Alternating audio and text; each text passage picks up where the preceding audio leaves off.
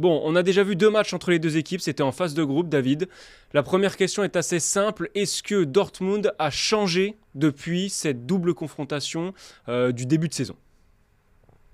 Salut Arthur, oui, oui, Dortmund a changé dans deux domaines au moins. Sa structure générale sur le terrain, il y a eu des évolutions évidemment aussi avec une satisfaction principale. J'ai envie d'en citer une, c'est le jeune Madsen Ouais. qui était suspendu sur le match de ce week-end, qui devrait être opérationnel contre Paris et qui est un renfort de cette saison, peut-être la plus grande satisfaction. Puis il y a aussi l'évolution d'un Sébastien Haller, forcément, qui a fait des étincelles par moment, qui a accusé le coup aussi à d'autres moments de la saison, avec des blessures, avec des rechutes physiques et mentales par rapport aux soucis de santé qu'il avait eu précédemment. Donc oui, Dortmund a changé, on ne retrouvera pas forcément le Dortmund des matchs de poule, surtout que, et je vais peut-être en terminer par là, Arthur, là où Dortmund a changé, c'est que en championnat, ça plafonne. Et par contre, en Ligue des Champions, on a l'impression d'un club qui prend quand même une autre envergure, une autre dimension collective et individuelle. Ouais, tu as parlé de Madsen qui était arrivé donc au mercato d'hiver. C'était l'une des deux recrues avec Jadon Sancho aussi. Pour terminer sur les individualités, où est-ce qu'il en est Sancho dans son retour au niveau qu'on attend de lui? Est-ce que ce sera une menace très très forte pour Paris ou est-ce qu'on est encore un petit peu déçu de son apport en ce moment?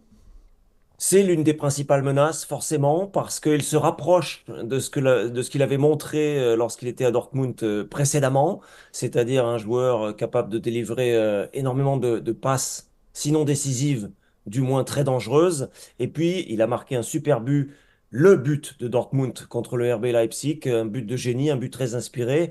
Donc oui, c'est un joueur qui se rapproche, j'ai bien dit, de son meilleur niveau physique. Il n'y est pas encore. Et puis qui retrouve aussi un petit peu cette magie qu'il avait à Dortmund la dernière fois. Donc ça sera forcément l'une des principales menaces offensives, en l'occurrence pour le Paris Saint-Germain, ça c'est vrai. David, tu m'as dit que Dortmund changeait un petit peu de visage en Coupe d'Europe. Vu de France et vu du PSG, on a quand même l'impression que ce tirage était un tirage abordable pour Paris. Est-ce que c'est présomptueux? Est-ce que en Allemagne on estime que Dortmund a toutes ses chances contre Paris? Ou est-ce que objectivement c'est un tirage, et là je mets des très gros guillemets parce qu'on reste en Ligue des Champions, facile pour Paris, David?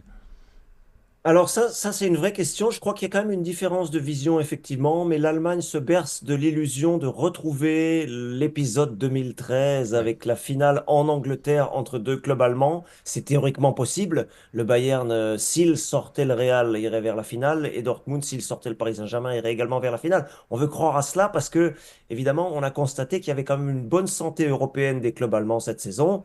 Leverkusen étant aussi qualifié en demi-finale de Ligue Europa. Donc on veut croire à cela. Je pense que c'est en partie une illusion.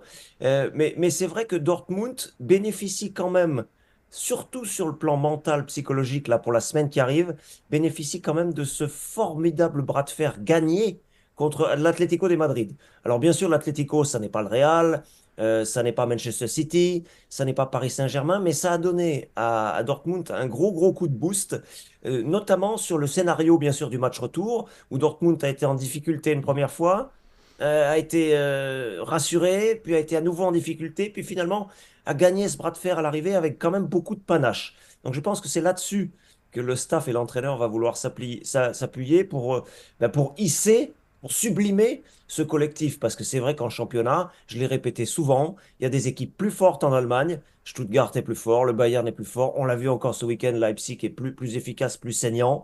Le Bayern Leverkusen a fortiori. Donc il y a un peu, encore une fois, ce double visage. Tirage sans doute favorable pour le Paris Saint-Germain parce que le Paris Saint-Germain est meilleur. Je n'ai pas dit plus fort, mais il est meilleur. Mais Dortmund a prouvé encore récemment qu'il pouvait faire mieux que ce qu'il a montré ce week-end.